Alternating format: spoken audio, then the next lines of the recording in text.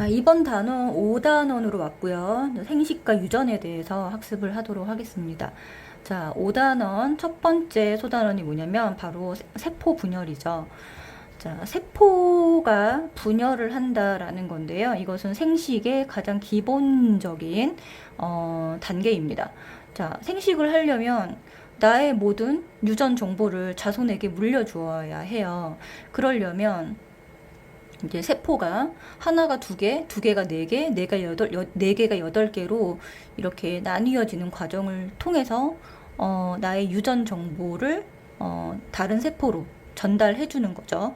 그래서 이제 세포가 분열되는 데 있어서는 이제 두 가지 과정이 있는데 체세포 분열과 생식세포 분열이 있고요. 요거는 바로 다음에 이야기를 하도록 하겠습니다. 그래서 가장 기본적인 것은 이제 일단 세포가 무엇인지에 대해서 간단하게 알아보도록 할게요.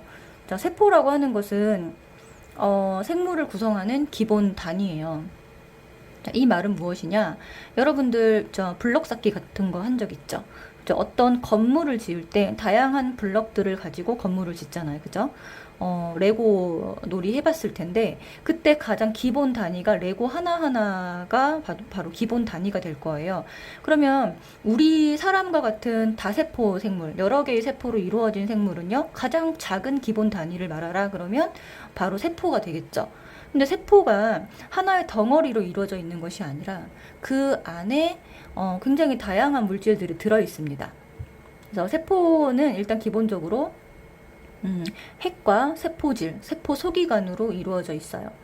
자, 핵에는요, 가장 중요한 유전 물질인 뭐가 들어있나요? DNA라는 것이 들어있습니다. DNA는 우리의 모든 특성, 나의 특성을 암호화하고 있는 물질이다라고 생각하시면 되겠어요. 그래서 이 DNA 때문에 나의 모든 특성이 자손에게 전달될 수 있는 거고요.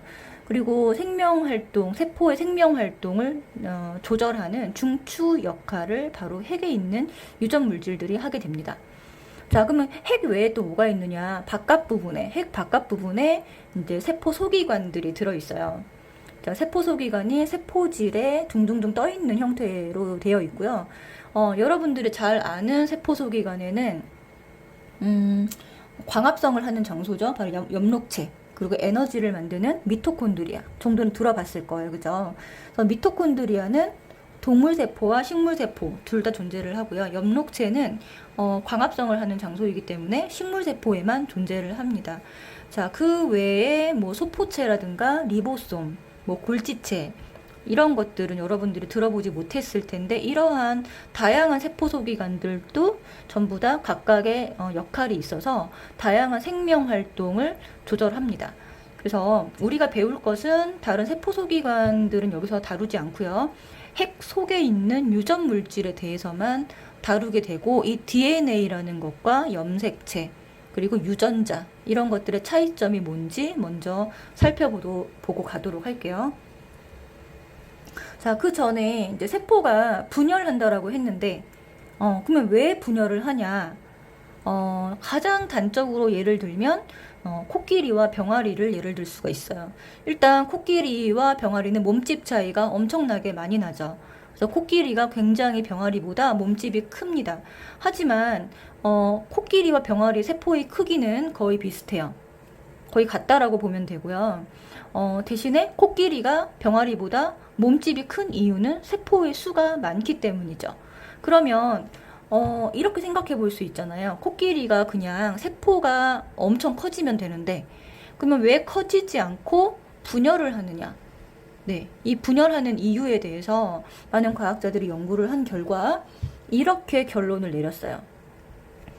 세포 하나하나가 어떤 역할을 하기 위해서는 세포 안으로 물질들이 들어오고 나가는 것이 굉장히 활발하게 일어나야 돼요. 그래야지 세포 내에서 여러분들 앞서 배웠던 세포 호흡이라는 것을 할 수가 있어요. 자, 세포 호흡을 다시 말씀을 드리면 세포가 이제 산소와 영양소를 받아들여서 그것을 이용해 가지고 에너지와 노폐물, 이산화탄소를 만들어내는 과정을 말합니다. 자, 그러려면 영양소와 산소를 받아들여야 되고요. 세포 하나하나가. 그리고 또 만들어낸 노폐물을 세포 바깥으로 내보내야 되죠. 자, 그러려면은 표면적이 좀 더 넓은 것이 유리하다라는 거예요. 그런데 세포가 점점 분열하지 않고 커지기만 하면은 이 표면적이 부피에 대한 표면적의 비율이 굉장히 불리한 쪽으로 된다라는 거죠. 그것을 직접 계산을 통해서 한번 실험을 해봤어요. 자, 여기 지금 그림에 보면은 1cm짜리 정육면체와 2cm짜리, 그다음 3cm짜리 정육면체 세 가지가 지금 보이시죠?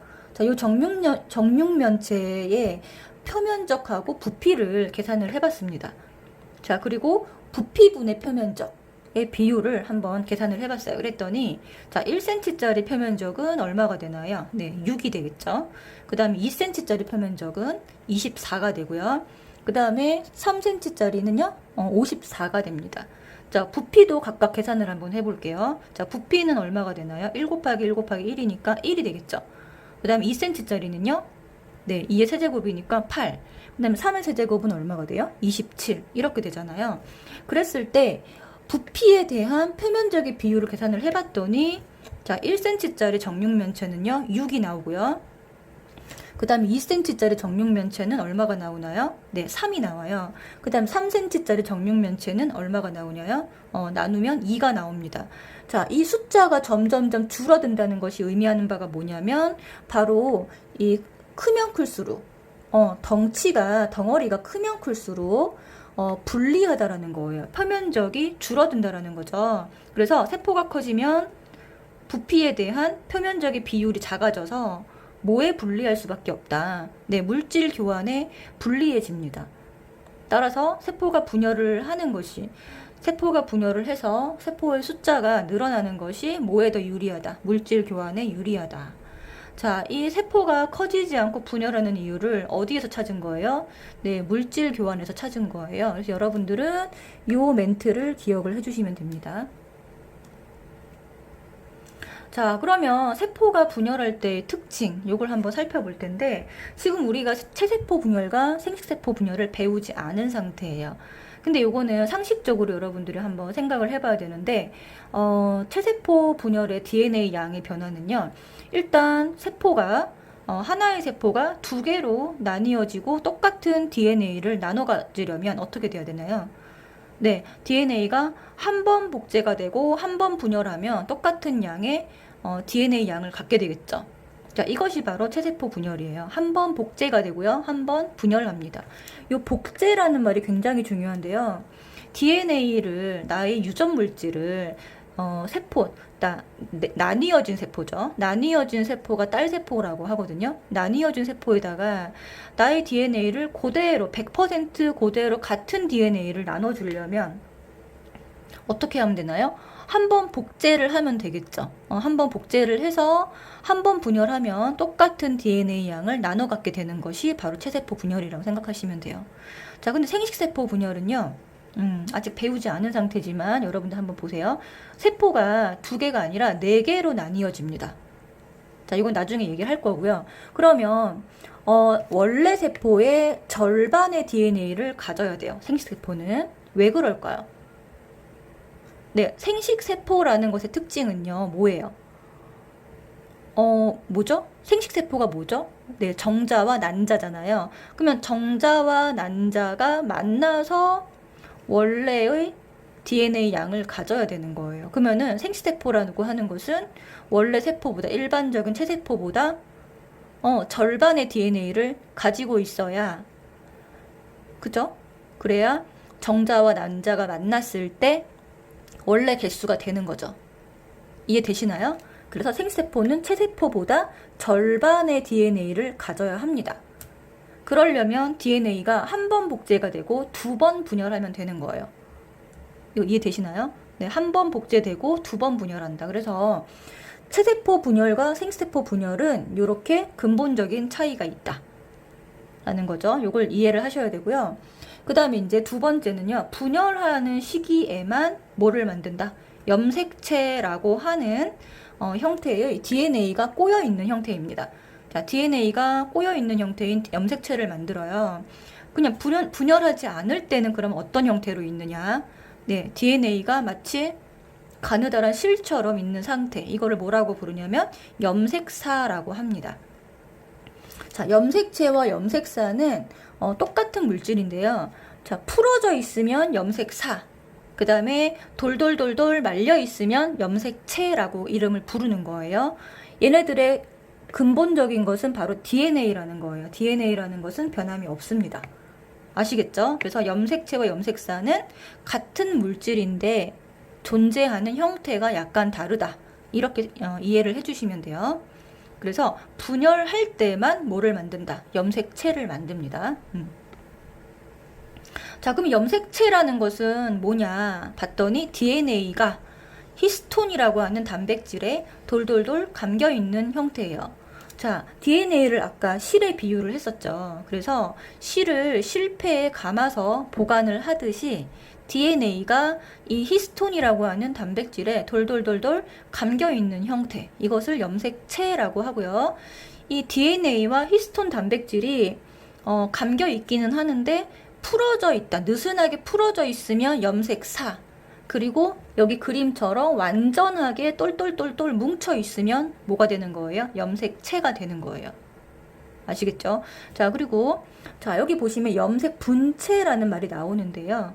자, 요 두 개를 합쳐서 염색체라고 부르죠. 그죠? 자, 이것은 바로 복제된 상태입니다. 자, 원래는 요 한 가닥만 존재를 하는 거예요. 요 한 가닥만 존재를 하는데, 자, 염색체라고 하는 것은 분열할 때만 만들어진다라고 했죠. 자, 분열할 때는 이미 복제가 된 상태, 복제가 맞춰진 상태예요. 자, 복제를 해야 요 부분은 요쪽 세포, 요 부분은 요쪽 세포, 이렇게 나뉘어질 거 아니겠어요? 그죠? 그러면 염색 분체라고 하는 것은 뭐예요? 복제되어 있는 부분이다라고 생각하시면 돼요. 자, 이 부분하고 이 부분이 완벽하게 일치하도록 복제가 되어 있는 상태다. 여기하고 여기도 마찬가지. 요 가닥과 요 가닥은요, 복제, 쌍둥이라고 생각하시면 됩니다. 자, 그래서 분열할 때만 이 염색 분체가 나타나는 거예요. 알겠죠? 여기가 이렇게 나뉘어지고 이쪽으로 나뉘어지고, 그러면 똑같은 DNA를 나눠 가지는 게 될 거 아니겠어요? 그죠? 이 염색 분체 가닥으로 되어 있는 이 전체를 뭐라고 부른다? 염색체라고 합니다. 자, 그러면 한번 적어 볼까요? 그리고 아까 뭐라 그랬어요? DNA라고 하는 것은 유전 물질이 저장되어 있는 실과 같은 가닥이라고 말을 했는데, 실제로는 이렇게 이중 나선 구조로 이루어져 있어요. 그래서 실은 실인데 한 가닥의 실이 아니라 두 가닥의 실이 꼬여 있는 형태다. 이렇게 이중 나선 구조의 DNA가 유전 물질을 이 안에 포함하고 있고요. 이 유전 물질을 이렇게 포함하고 있는 것이 이 히스톤 단백질에 돌돌돌돌 말려 있다라고 생각하시면 돼요. 자, 그 다음에 유전자는 DNA의 특정 부분을 말합니다. 자, DNA가 굉장히 긴 실 가닥이라고 얘기를 했잖아요. 근데 그 중에서 굉장히 의미 있는 부분이 있어요. 의미 있는 부분. 이 부분이 어떤 특정 단백질을 만들도록 암호화되어 있는 부분이 있거든요. 그 부분을 DNA의 어떤 특정 부위를 뭐라고 하냐? 유전자라고 불러요. 그러면 유전자는 DNA의 일부분이다 라고 말할 수 있겠죠. 유전자마다 이 서열이 달라집니다. 자, 그리고 염색 분체는 DNA가 복제되어서 마치 두 가닥처럼 보이는 상태.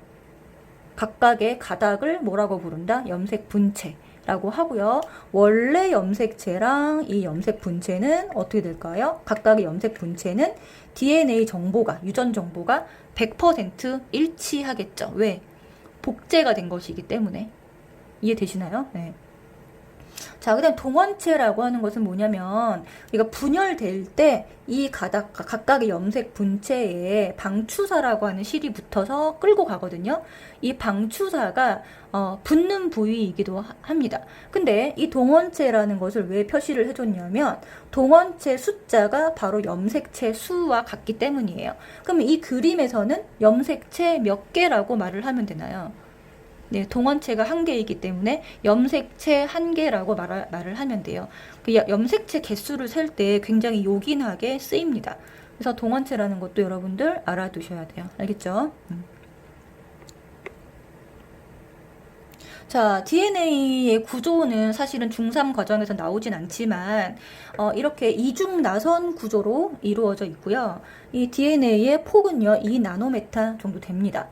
그리고 요 가운데 부분은 염기 서열이 이렇게 형성이 되어 있어요. 근데 염기라고 하는 것은 ATGC 네 가지가 있습니다. 이 ATGC가 각각 상보적으로 이렇게 결합을 하면서 이렇게 안정된 구조를 나타내는 거예요. 그래서 A, 아데닌은 티민하고만 결합을 하고요. 그 다음에 G가 뭐죠? G는 구아닌이라고 하거든요. 그 다음에 C는 사이토신. 그래서 구아닌과 사이토신이 이렇게 삼중 결합을 해서 이렇게 두 가닥의 이중 나선 구조가 결합이 되어 있는 형태예요. 자, 이쪽 뭐라 그러죠? 이렇게 리본과 같은 이 부분은요, 인산기와 오탄당으로 이루어져 있는 부분이고, 염기는 이 안쪽으로 들어가 있어서 이 두 가닥이 이렇게 이중, 삼중 구조를 이루고 있는 구조입니다. 그러면 유전 정보는 어디에 담겨 있느냐? 바로 이 염기의 배열 순서에 따라 달라지는 거예요. 그래서 이거 자세하게 아실 필요는 없는데 일단 DNA라는 것은 이렇게 이중 나선 구조로 되어 있고 이 염기의 배열 순서가 곧 뭐를 암호화하고 있다. 네, 유전 정보를 암호화하고 있다라는 것까지만 여러분들이 알아두시면 될 것 같아요. 자, 그러면 분열할 때 염색체를 만든다고 했잖아요. 분열하지 않을 때는 염색사 형태로 이루어져 있어요. 그러면 염색체를 만드는 이유는요. DNA 가닥이 실과 같기 때문에 아주 가느다라 2나노미터밖에 안 돼요. 폭이. 그래서 굉장히 손상되기가 쉽습니다. 그래서 분열할 때 유전자가 손상되는 것을 막기 위한 이유가 있고요. 두 번째는요. 똑같은 내용의 유전 물질을 두 개의 세포에다가 나눠줘야 되는데 염색사 형태로 나눠주는 것보다는 네, 염색체로 돌돌돌돌 뭉쳐서 그렇죠. 우리가 실을 굉장히 풀어 헤친 상태로 똑같이 나눠주는 것보다 실을 공처럼 이렇게 돌돌돌 마른 다음에 나눠주는 것이 훨씬 더 똑같은 양을 나눠주기가 쉽잖아요. 그렇죠. 그래서 딸세포로 들어가는 유전 물질의 양을 균등하게 분배하기 위한 이유입니다. 그래서 두 가지 유전자 손상 방지, 그다음에 유전 물질을 균등하게 분배하기 위해서 염색체를 만든다고 생각하시면 돼요. 자, 그 다음에 염색체 특징을 좀 더 살펴볼게요. 그러면 염색체 아까 얘기했죠. DNA가 히스톤 단백질에 돌돌돌 감겨서 굉장히 꽁꽁 묶여있는 형태다 그랬어요. 자, 분열 전에 DNA가 한번 복제가 된다고 했죠. 그래서 DNA 양이 2배가 되는 상태입니다. 이 상태에서 각각의 DNA가 응축이 되어서 염색 분체 가닥을 만드는 거예요. 따라서 각각의 염색 분체 가닥은 유전자 구성이 똑같습니다. 그죠? 자, 그 다음에 준비기. 아까 분열기 말고 준비하는 시기가 있었잖아요. 이때는 염색체를 볼 수가 없어요. 그러면 무슨 형태로 존재한다? 네, 염색사 형태로 존재하기 때문에 우리 눈에는 보이지 않습니다. 염색사는 보이지 않는다. 그 다음에 실제 DNA는 굉장히 길어요. 2m 정도 됩니다. 각 세포당 들어있는, 각 세포마다 핵 속에 들어있는 DNA를 길이를 재보면 약 2m 정도가 되고요. 이것이 너무 길기 때문에 여러 가닥으로 끊겨 있습니다. 그죠? 여러 가닥으로 끊겨 있기 때문에 염색체 숫자가 여러 개가 되는 거예요. 그래서 사람은 염색체 숫자가 46개. 모든 사람은 다 똑같아요. 46개. 그 다음에 식물 중에 벼는 염색체 수가 24개. 그 다음에 개는 78개. 이렇게 되는 거죠. 그래서 염색 DNA가 끊겨있는 가닥수라고 생각하시면 돼요. 염색체는요. 그리고 가닥가닥이 뭉쳐지는 것이라고 생각하시면 됩니다. 아시겠죠? 그리고 사람은 46개인데 이것이 상동 염색체 형태로 존재하기 때문에 23쌍이라고도 얘기를 해요. 자, 상동 염색체는 염색 체세포에서요. 지금 그림처럼 여기 있는 여자의 염색체, 남자의 염색체가 나와 있는데 자, 보면 번호가 매겨져 있죠. 1번부터 22번. 그리고 제일 마지막에 있는 염색체는 여자는 XX, 남자는 XY라고 되어 있는 것을 볼 수가 있습니다. 그래서 체세포에서 크기와 모양이 같은 한 쌍의 염색체를 말을 해요. 그래서 하나는 어머니에게서 하나는 아버지에게서 물려받은 것이에요. 여기 보면 1번에 두 개가 있죠. 요것이 상동 염색체입니다. 자, 2번도 모양과 크기가 비슷하죠. 3번, 4번, 5번, 6번, 7번. 근데 남자 여자를 비교해보면요. 7번 한번 보실래요? 자, 7번 염색체 여자 거와 남자 거가 거의 모양이 비슷한 것을 알 수가 있죠.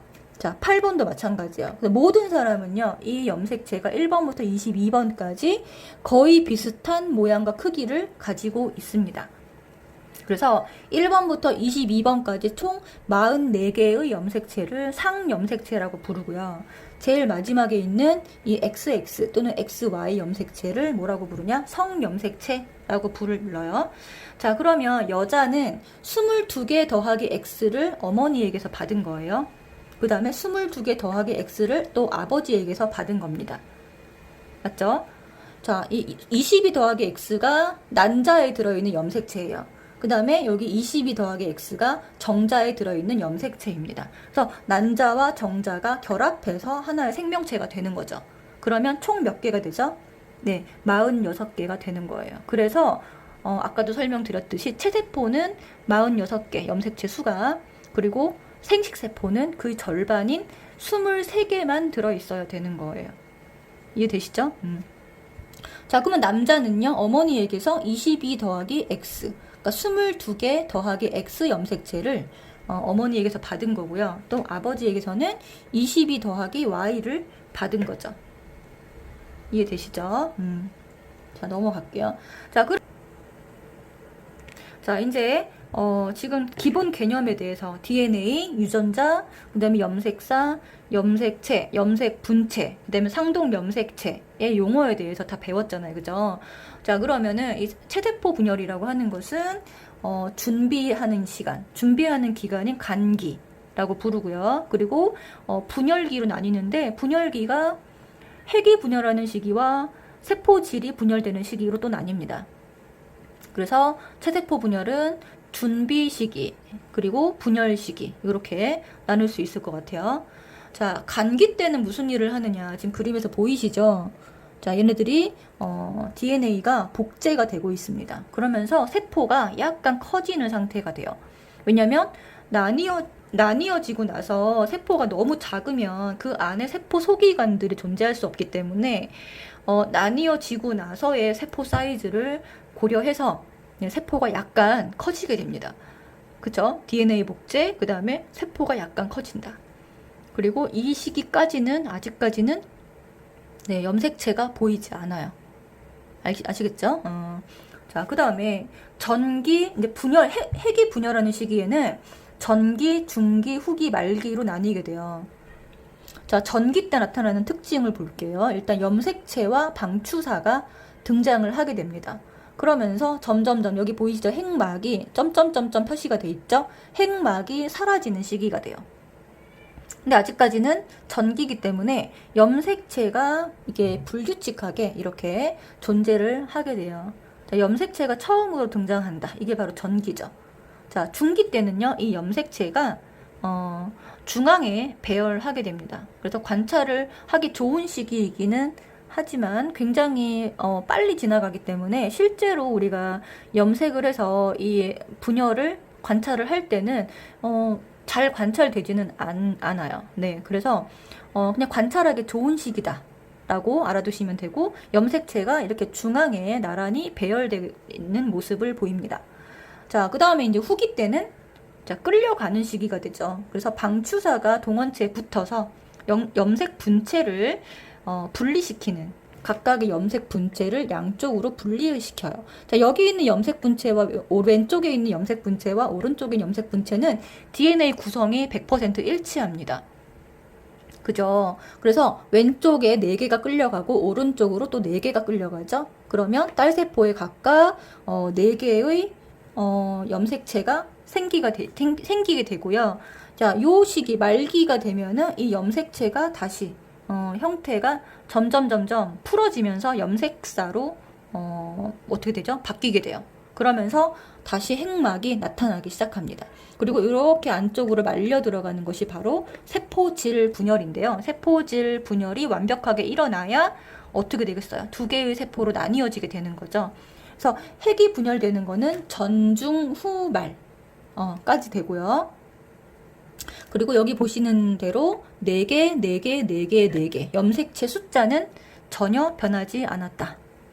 그쵸? 근데 DNA 양은 어떻게 되는 거예요? DNA 양이 2배가 됐다가 각각에는 DNA 양이 처음과 같아지는 거죠. 그러니까 복제되기 전과 똑같다라고 생각하시면 됩니다. 그러니까 분열될 때만 DNA 양이 2배가 되는 거예요. 대신 염색체 숫자는 변화가 없어요. 왜? 여기 보세요. 여기 동원체가 하나, 둘, 셋, 4개죠. 여기도 동원체가 하나, 둘, 셋, 4개. 요 세포에도 하나, 둘, 셋, 4개. 그죠? 동원체 숫자를 세면 염색체 숫자가 나온다고 했는데 DNA 양이 복제가 된다고 해서 염색체가 2개가 되는 게 아니라는 거를 꼭 기억을 하셔야 돼요. 그래서 복제된 상태로 존재해서 양쪽으로 끌려가면 염색체 숫자는 처음과 똑같은 4개, 4개, 4개, 4개다. 각각의 세포를 얘기를 하는 거예요. 이 세포에 4개, 여기에 4개. 그쵸? 그래서 염색체 수는 변함이 없다. 이것이 바로 체세포 분열의 가장 큰 특징입니다. 자, 이 그림을 보고 우리가 순서를 배열할 수 있어야 돼요. 그러면 전기 때는 염색체가 이렇게 핵막에 점점점점 되어서 존재하고 있고요. 보이시죠? 중기 때는 중앙에 배열이 되고 있고요. 이렇게 가운데 일직선으로. 후기 때는 끌려가고 있고요. 그쵸? 말기 때는 거의 2개로 나뉘어진 상태, 땅콩 모양이 되면은 거의 말기라고 생각하시면 됩니다.